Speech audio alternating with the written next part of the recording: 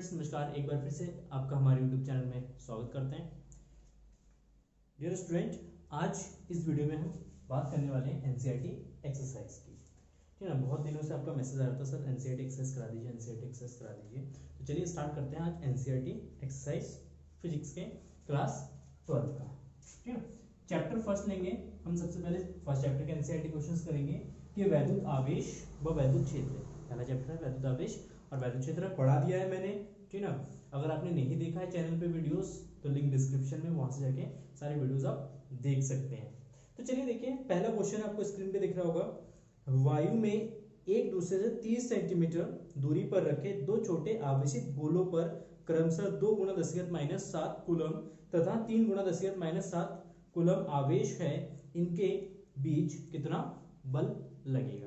तो कह रहे कि दो गोले हैं और 30 सेंटीमीटर की दूरी पर स्थित है और दोनों पे आवेश दे रखा है। कह रहे कि दोनों के बीच कितना बल लगेगा। सिंपल सा क्वेश्चन है, जैसे ये दो गोले हैं, एक दूसरे से 30 सेंटीमीटर की दूरी पर है, इस पे है 2 × 10⁻⁷ कूलम का आवेश है और दूसरे पे है 3 × 10⁻⁷ कूलम का आवेश है। ठीक है, तो इनके बीच लगने वाला बल निकालना है। तो सबसे पहले लिखेंगे, दिया है, क्या दिया है, दूरी r बराबर 30 सेंटीमीटर। सेंटीमीटर को हम सबसे पहले क्या करेंगे, कन्वर्ट कर लेंगे मीटर में। तो हम जानते हैं कि 1 सेंटीमीटर बराबर होता है 10⁻⁻2 मीटर। तो इसको 10⁻⁻2 से क्या करेंगे, गुणा कर देंगे। 30 × 10⁻2 मीटर। ठीक है, आवेश दे रखा है Q1 बराबर 2 × 10⁻⁷ और Q2 दे रखा है 3 × 10⁻⁷ कूलम। दोनों के बीच, दोनों गोलों के बीच लगने वाला बल कैलकुलेट कीजिए आप भी। F इक्वल टू क्या होता है, कूलम का नियम लगाएंगे यहाँ पे। F equal to 1/4 pi epsilon naught Q1 Q2 by R square. सबको पता है ये कूलम का नियम है, तो कूलम का नियम यूज करेंगे हम यहाँ पे, कूलम का नियम।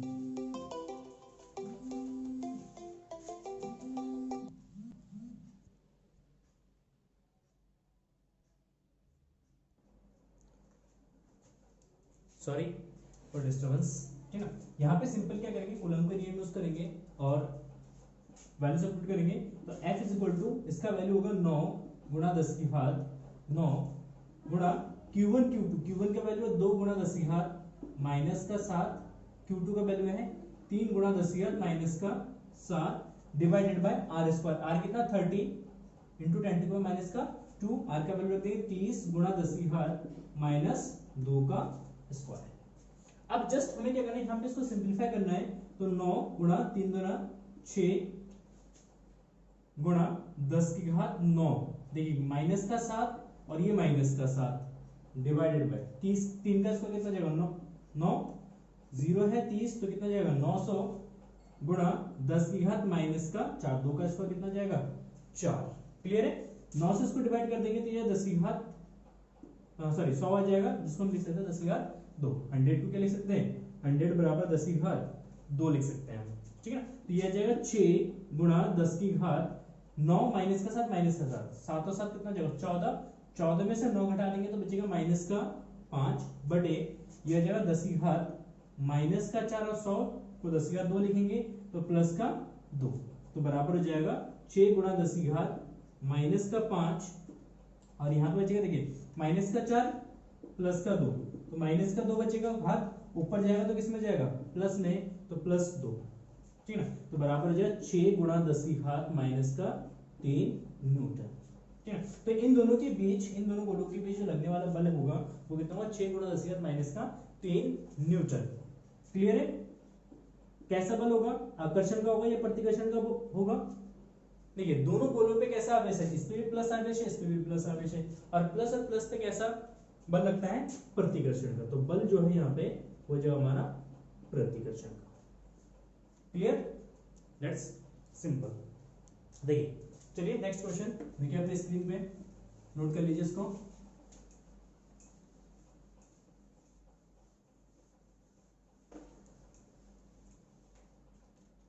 ठीक है।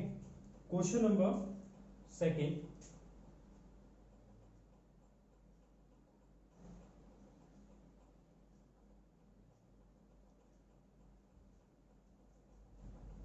मेरे पास बुक नहीं है तो इसलिए एनसीईआरटी के पीडीएफ से काम चला रहा हूँ, ठीक है ना। अगर आपको एनसीईआरटी की बुक पढ़नी है तो एनसीईआरटी का कोई भी ऐप डाउनलोड कर सकते हैं, ठीक है। चलिए देखिए क्वेश्चन नंबर सेकेंड कि 0.4 माइक्रोकूलम आवेश के किसी छोटे गोले पर किसी अन्य छोटे आवेशित गोले के कारण वायु में 0.2 न्यूटन बल लगता है। यदि दूसरे गोले पर 0.8 माइक्रोकूलम आवेश हो तो दोनों गोलों के बीच की दूरी ज्ञात कीजिए और दूसरे गोले पर पहले गोले के कारण कितना बल लगता है वो भी ज्ञात कीजिए। तो सिंपल सा देखिए, दो गोले हैं, इन दोनों के बीच की दूरी मान लेते कितना है, r है, दूरी निकालना है हमें, ठीक।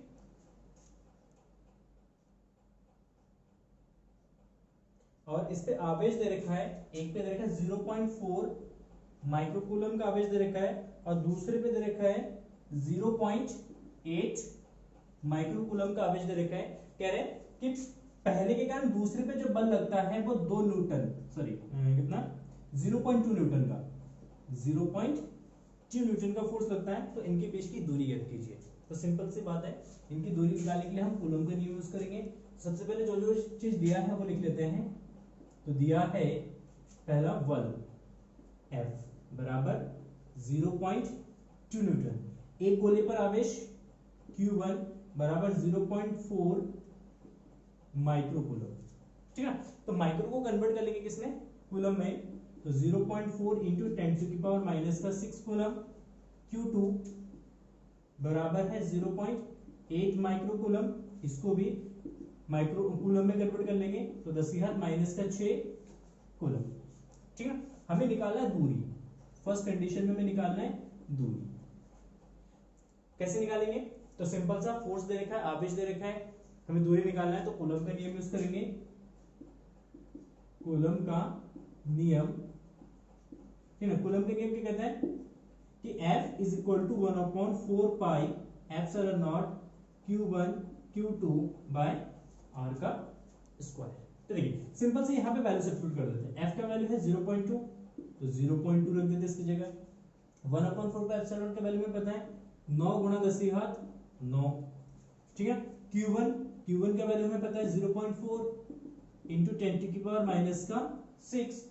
Q2 का वैल्यू है 0.8 into 10⁻⁻⁶ divided by R square, क्योंकि R हमें निकालना है। क्लियर है। चलिए 9 गुणा 10⁻, देखिए 9, ये तो क्या 9 माइनस का 6 और ये हो जाएगा माइनस का 6। अब 4 और 8 के मल्टीप्लाई करेंगे कितना आएगा, 4 × 32 तो आएगा 0.32, इसकी मल्टीप्लाई कर देंगे तो कितना आएगा 0.32 डिवाइडेड बाय R का स्क्वायर।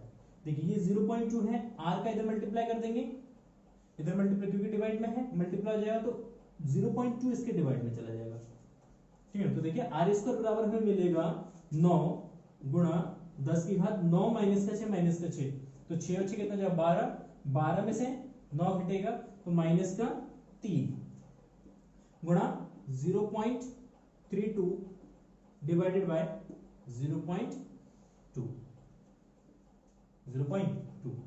देखिए इससे इसको डिवाइड करेंगे तो आएगा 1.6, कितना आएगा, क्योंकि 16 तो ना 32, एक दशमलव से एक दशमलव कैंसिल हो जाएगा तो दशमलव यहाँ पे चला जाएगा तो 1.6 आ जाएगा।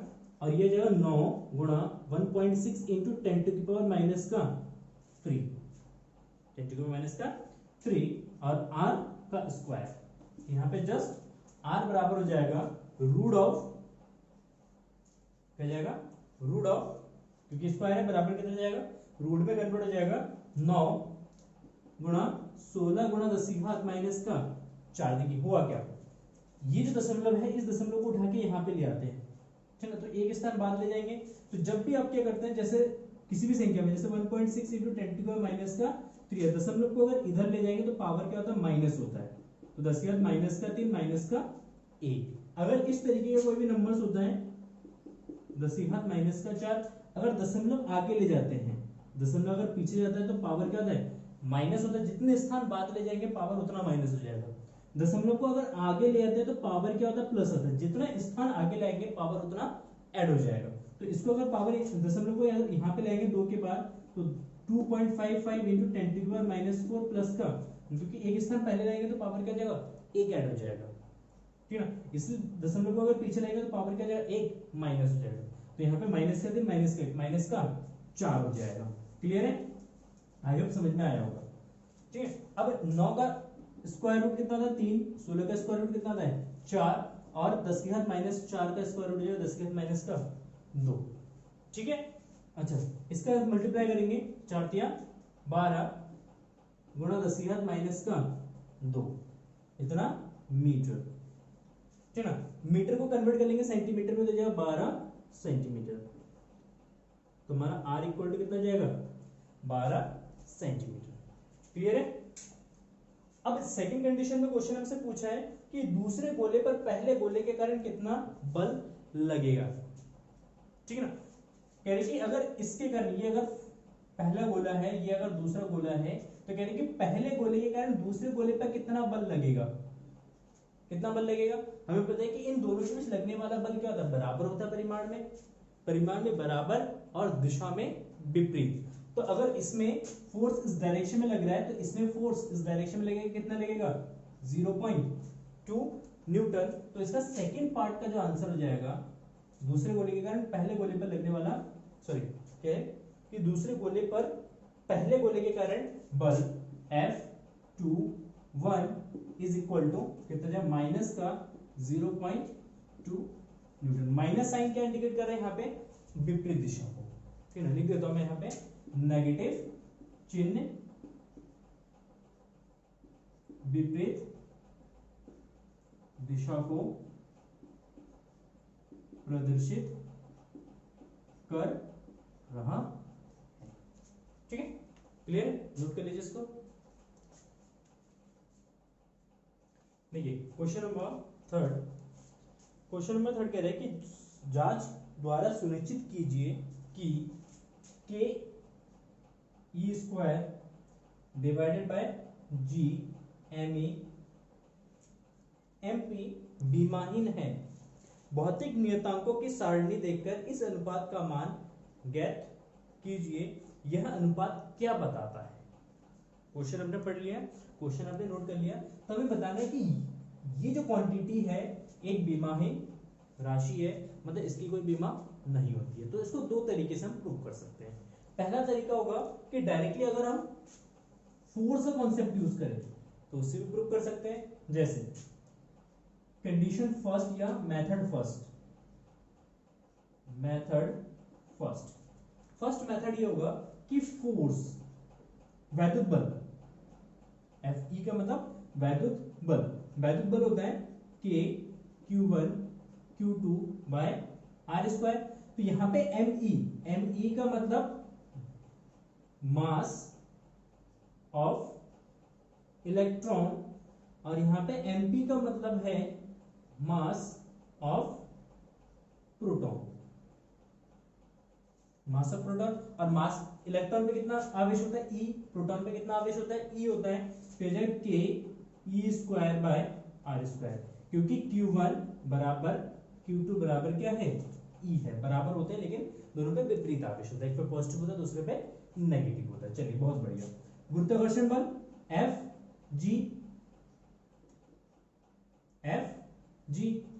Fg का मतलब क्या होगा, गुरुत्वाकर्षण बल होता है G M E M P by R square. अगर दोनों इक्वेशन को डिवाइड कर देते हैं तो K Q1 Q2 by R square divided by G M E M P by E square by R square is equal to F E by F G। दोनों equation को क्या करके हमने डिवाइड कर दिया। इसको समीकरण नंबर 1 मान लेते हैं और इसको समीकरण नंबर 2 मान लेते हैं। तो इसमें से R स्क्वायर कैंसिल आउट हो जाएगा, तो क्या जाएगा K E square bye G M E M P बराबर क्या है F E upon F G। F E upon F G दोनों ही फोर्स है, इसकी बीमा है ml t की पावर -2 और इसकी बीमा है ml टी की पावर -2 ये एक दूसरे को कैंसिल आउट कर देगा, तो यहाँ पे बीमा बचेगा m की पावर 0 l की पावर 0 और t की पावर 0। तो इसका मतलब k e square bye g m e m p ये दोनों क्या है, बीमाहीन राशि है, क्योंकि इसकी कोई बीमा नहीं है। तो एक तो ये मेथड यूज हो सकता है। दूसरा मेथड आप क्या यूज कर सकते हैं, k की बीमा रख देते हैं, e की बीमा रख देते हैं, g की बीमा रख देते हैं, me और mp की बीमा रख देते हैं, ठीक है ना। मेथड सेकंड हो सकता है हमारा, मेथड सेकंड k की बीमा, k की बीमा, k का मतलब है यहाँ पे 1/4 पाई एप्सिलॉन नॉट, k का मतलब है 1/4 पाई एप्सिलॉन नॉट। तो 1/4 पाई एप्सिलॉन नॉट की बीमा क्या होगी, ठीक है ना। तो k की बीमा क्या होता है बता सकते हो, ठीक है ना। तो अगर बीमा नहीं पता तो कैसे निकालेंगे, तो हमें k का वैल्यू पता है, k बराबर होता है 9 गुणा 10⁻9, ठीक है, न्यूटन मीटर स्क्वायर पर coulomb square, newton metre square पर कूलम स्क्वायर। तो इसकी बीमा जाएगा, न्यूटन का होता है m l t की पावर -2, मीटर का हो जाएगा l स्क्वायर और कूलम का हो जाएगा c का स्क्वायर रख देते, इसको 18 नहीं रखते, इसकी जगह c स्क्वायर रख देते हैं, ठीक है, क्लियर है। तो यह m l cube t -2 c square, ठीक ना। e स्क्वायर की बीमा, e स्क्वायर की बीमा, तो e स्क्वायर की बीमा में पता होना चाहिए, e का मतलब क्या है यहाँ पे आवेश, और आवेश का मात्रा क्या होता है कूलम, और कूलम की बीमा होता है 80, लेकिन 80 की जगह हम क्या लिखते हैं, c लिखते हैं, क्योंकि यहाँ पे भी c लिखा है, ठीक है। तो ये जगह c का स्क्वायर, क्लियर है। अच्छा यहाँ पे g की बीमा,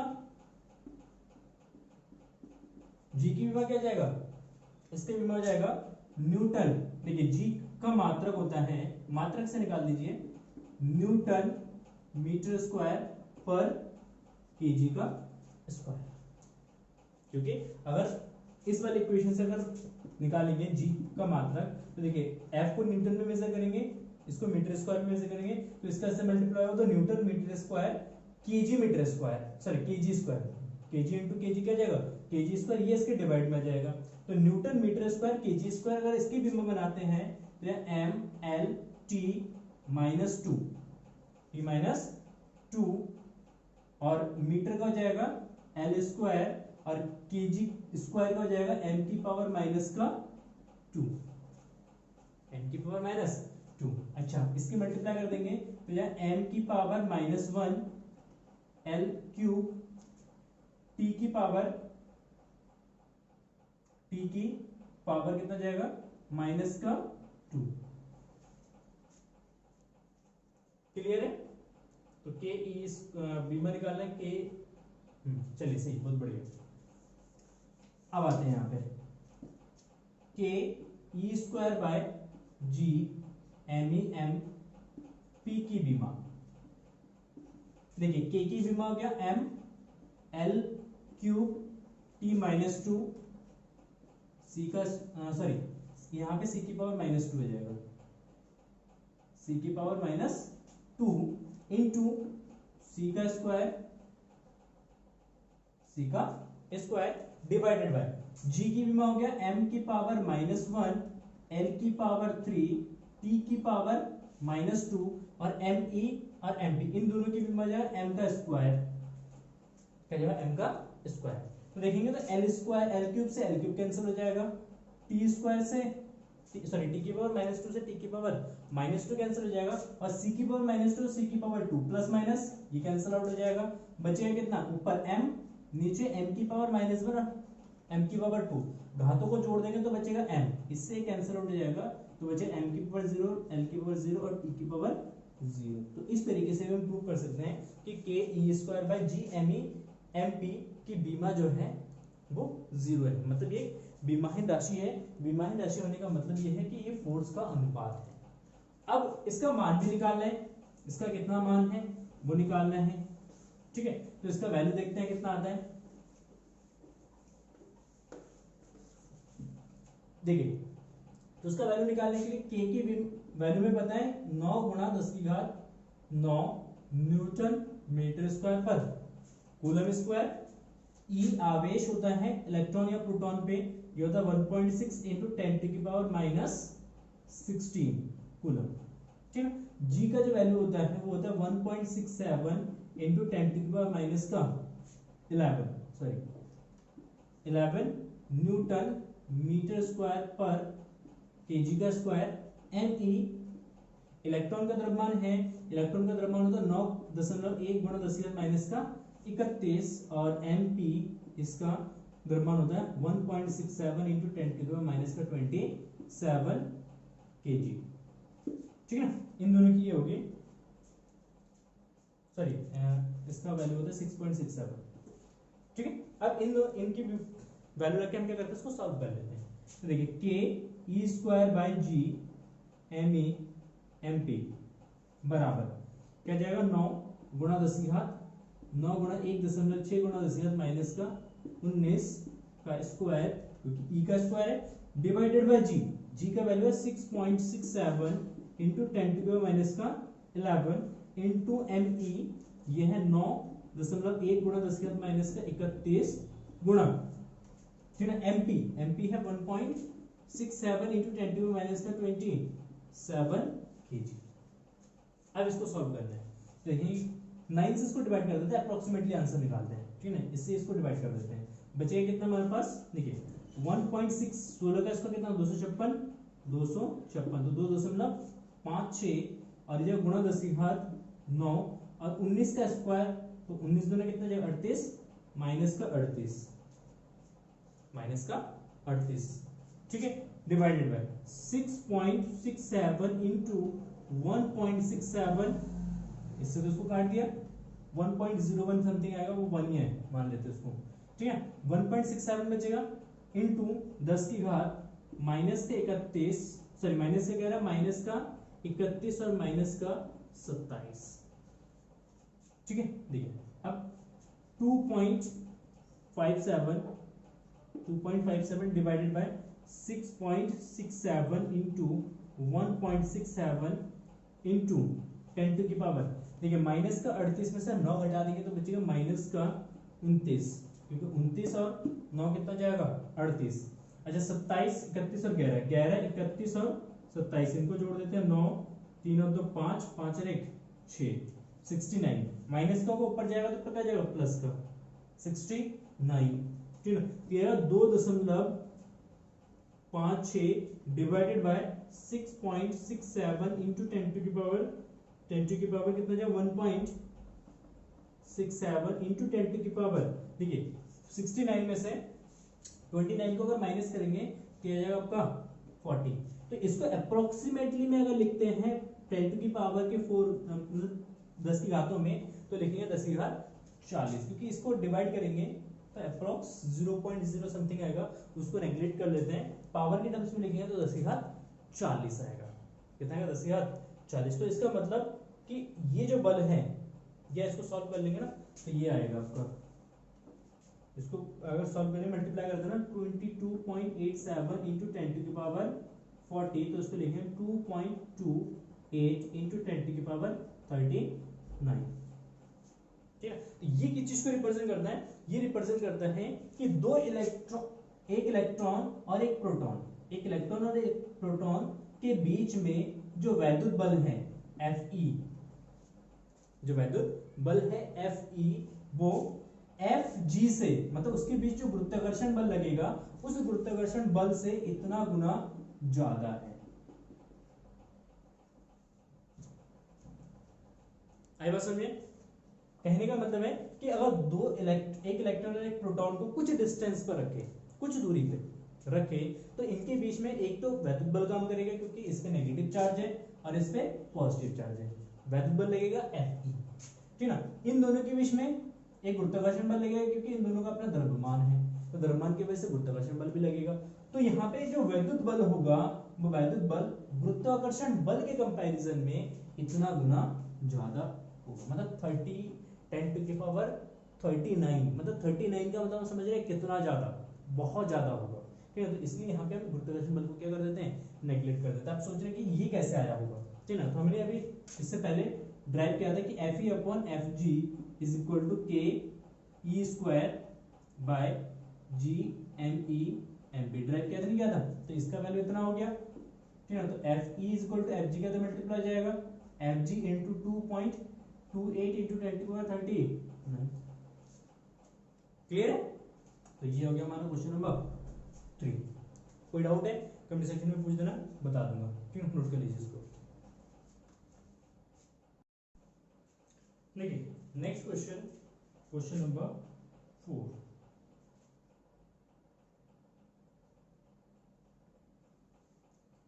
क्वेश्चन नंबर 4, क्वेश्चन नंबर 4 कह रहे हैं कि किसी वस्तु पर वैद्युत आवेश क्वांटीकृत है, इस प्रकथन से क्या तात्पर्य है, ठीक है। ये पहले हमने डिस्कस कर चुके हैं, प्लेलिस्ट में वीडियोस होंगे आवेश के गुणधर्म में।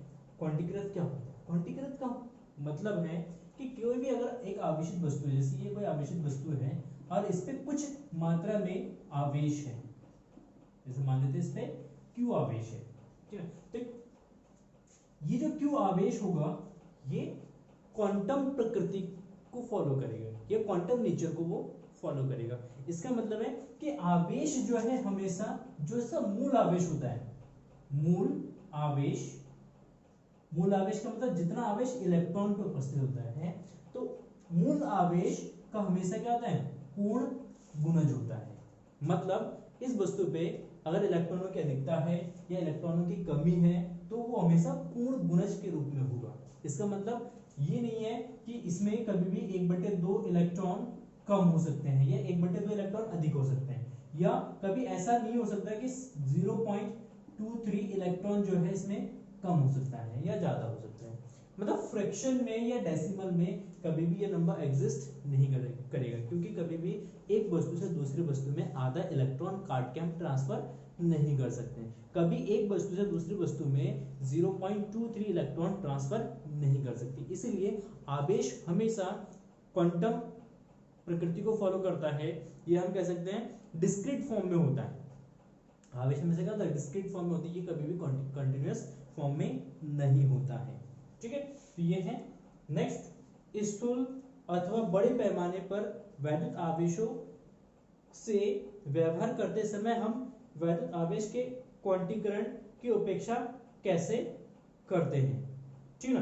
देखिए जब भी हम किसी बड़े पैमाने पे आवेश की बात करते हैं तो उसमें देखते हैं कि 2.36 इंटू 10⁻10 कूलम आवेश है, ठीक नहीं है, या हम कहते हैं कि उसमें 2.36 कूलम आवेश है। तो इतना कूलम आवेश कब होता है? जब इसमें डिस्क्रीट नंबर में कुछ इलेक्ट्रॉन्स उसमें से निकाले गए या उसमें से ट्रांसफर किए गए, तो उसके कारण उत्पन्न आवेश की क्वांटिटी है। ये आवेश तो वैसे क्या होता है? डिस्क्रीट फॉर्म में होता है, लेकिन यहाँ पे कंटीन्यूअस फॉर्म इसलिए दिखाया जाता है क्योंकि एक मूल जो आवेश होता है वो उसकी नेचर जो है, उसका मैग्नीट्यूड जो है बहुत ही कम होता है। इसलिए जब बड़े पैमाने पे आवेश लिया जाता है तो यहाँ पे ये सतत फॉर्म में बिहेव करता है। क्लियर है? तो इसका एक्सप्लेनेशन और ज्यादा एक्सप्लेनेशन आप देख लेना, वीडियो बना रखा है उसमें डिटेल में हमने स्टडी किया है क्वांटम नेचर पे, ठीक। चलिए आते हैं नेक्स्ट क्वेश्चन पे।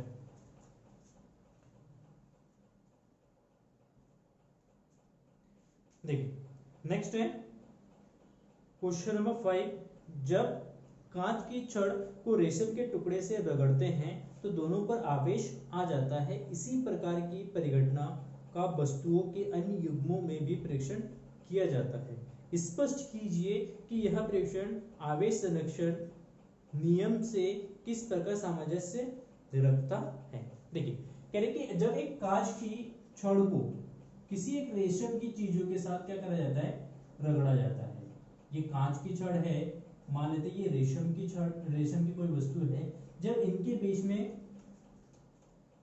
इनको आपस में क्या करा जाता है? रगड़ा जाता है, रब किया जाता है, तो हमें पता है कि दोनों पे विपरीत परिमाण के आवेश आ जाते हैं। जैसे अगर इसमें मान लेते हैं अगर +2 कूलम का आवेश आ गया और इसमें -2 कूलम का आवेश आ गया, तो इस पे जितना आवेश आएगा उतना ही विपरीत परिमाण के आवेश किसमें आएगा? रेशम में आएगा। लेकिन ये फिर भी आवेश संरक्षण के सिद्धांत को फॉलो करता है। आवेश संरक्षण का सिद्धांत क्या कहता है कि हमेशा एक आइसोलेटेड सिस्टम का जो आवेश है वो कंजर्व रहता है, वो कांस्टेंट रहता है, वो कभी भी चेंज नहीं होता है। ठीक है ना। तो ये हमारा पूरा एक सिस्टम है, ये दो वस्तुओं का क्या है, निकाय है हमारे पास, ठीक है ना। और इस निकाय का आवेश अभी भी संरक्षित है। कैसे, देखो रगड़ने से पहले दोनों पे कितना आवेश था, 0। ये भी उदासीन था और ये भी उदासीन था, तो उदासीन का मतलब क्या है, 0 आवेश है, तो दोनों पे आवेश हो गया 0। रगड़ने के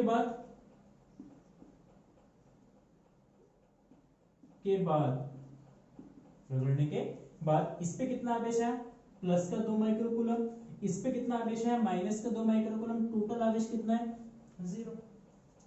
तो रगड़ने से पहले भी इसमें टोटल आवेश 0 था, रगड़ने के बाद भी इसमें आवेश 0 है, आवेश तो कंजर्व है। लेकिन हुआ क्या कि एक वस्तु से दूसरे वस्तु में कुछ इलेक्ट्रॉन ट्रांसफर हो गए, एक वस्तु से दूसरी वस्तु में, मतलब कांच से रेशम में कुछ इलेक्ट्रॉन ट्रांसफर हो गए, तो हम कह सकते हैं कि दोनों वस्तुओं के बीच आवेश का क्या हुआ, आदान प्रदान हुआ। तो सापेक्ष संरक्षण का सिद्धांत ये कहता है कि आवेश को ना तो हम उत्पन्न कर सकते हैं ना ही नष्ट कर सकते हैं, इसको केवल एक वस्तु से दूसरी वस्तु में हम ट्रांसफर कर सकते हैं। तो यहाँ पे भी वही होगा कि आवेश ना तो उत्पन्न हुआ ना ही नष्ट हुआ है, बस एक वस्तु से दूसरी वस्तु में क्या हुआ, ट्रांसफर हुआ। तो इस तरीके से हम बता सकते हैं कि यहाँ पे भी आवेश संरक्षण का आवेश संरक्षण का जो सिद्धांत है वो सिद्ध होता है, क्योंकि दोनों कंडीशन में इसमें नेट चार्ज जो है वो कितना है, 0 है। क्लियर है। चलिए आते हैं नेक्स्ट क्वेश्चन पे। तो ये थोड़ा सा एक्सप्लेनेशन आप लिख देना हिंदी में, ठीक है, कोई भी एग्जांपल्स के थ्रू, जैसे मैंने एग्जांपल दे रखा है आपको, ये एग्जांपल दे देना। चलिए देखिए, अब क्वेश्चन नंबर हमारा है 6। अच्छा क्वेश्चन है, बहुत बढ़िया क्वेश्चन है। क्वेश्चन नंबर 6 देखिए, क्वेश्चन नंबर 6 क्या कह रहा है, पढ़ सकते हैं, स्क्रीन पे आपको क्वेश्चन दिख रहा होगा। 4 बिंदु आवेश QA 2 माइक्रोकूलम, QB माइनस का 5 microcoulomb, QC 2 microcoulomb, QD minus का 5 माइक्रोकूलम 10 वर्ग सेंटीमीटर भुजा के किसी वर्ग ABCD के शीर्षों पर अव्यवस्थित है। वर्ग के केंद्र पर रखे 1 कूलम आवेश पर लगने वाला बल ज्ञात कीजिए।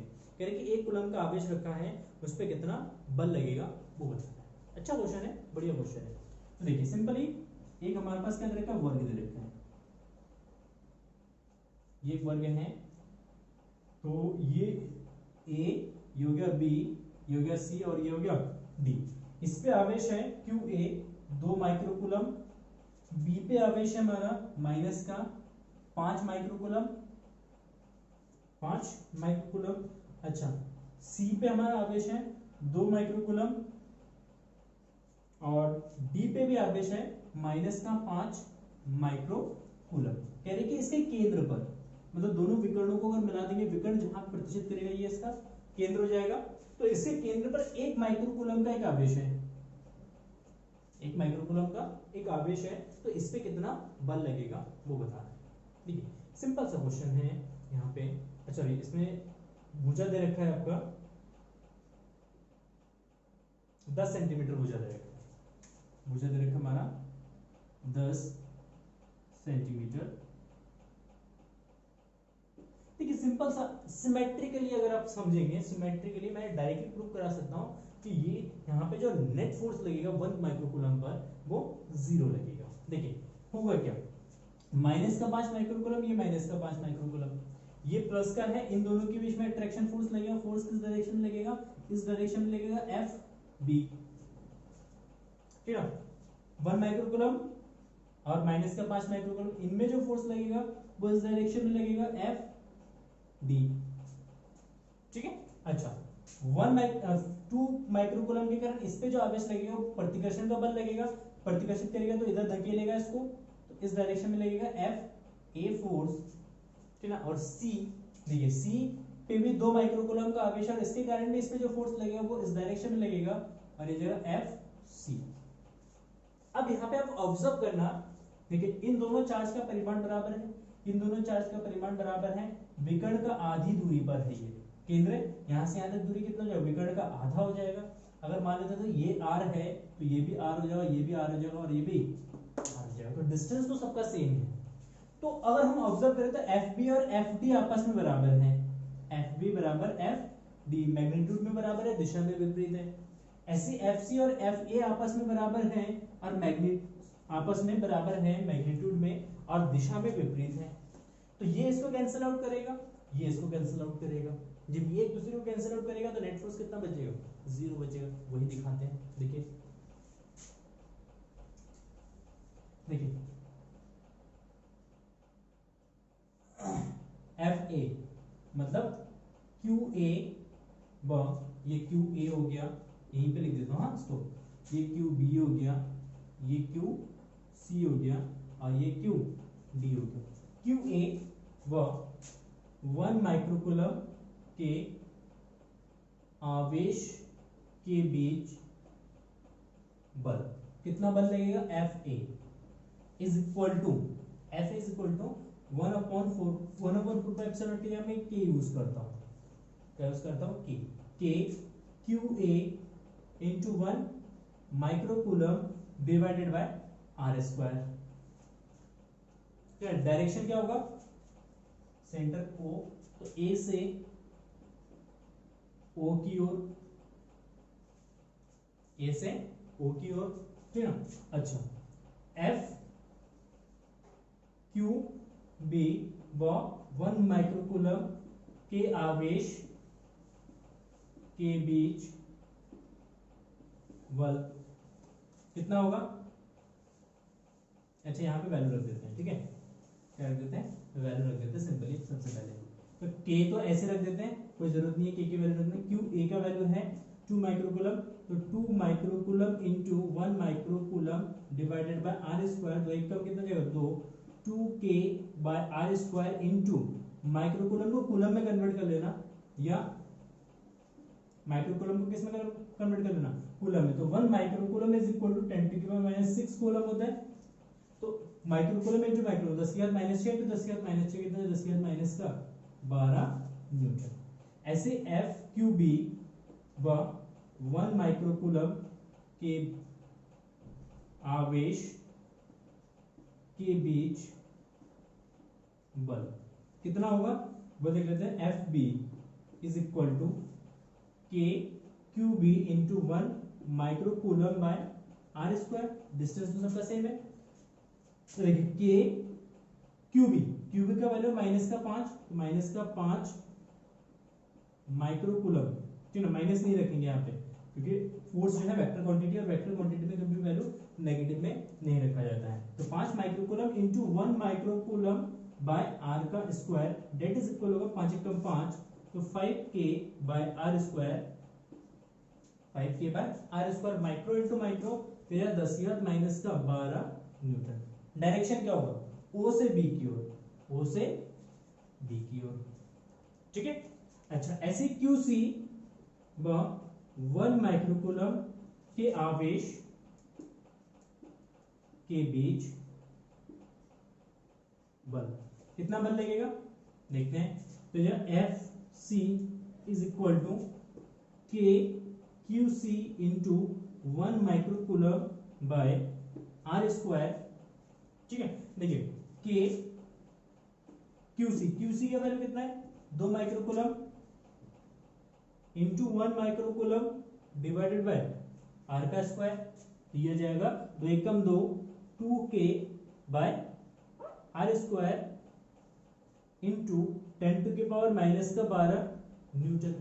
डायरेक्शन ओ से ए की तरफ, ठीक है ना, ओ से ए की तरफ, या ऐसे लिख सकते हैं सी से ओ की तरफ, क्या लिख सकते हैं, सी से ओ की तरफ, ठीक है। अच्छा ऐसे क्यू डी व 1 माइक्रोकूलम के बीच बल कितना लगेगा, F D is equal to k q D into 1 microcoulomb by are का स्क्वायर, या के क्यू डी कितना है -5, तो 5 ही रखेंगे, 5 microcoulomb into 1 microcoulomb divided by are square, 5 एकम 5, या 5k by are square into 10⁻⁻12 newton. Direction क्या हुआ इसका, देखिए क्यू डी का, एफ डी का डायरेक्शन है ओ से डी की तरफ, ओ से डी की तरफ, ठीक है। तो इस पे नेट फोर्स कितना होगा, एफ नेट, एफ नेट देखिए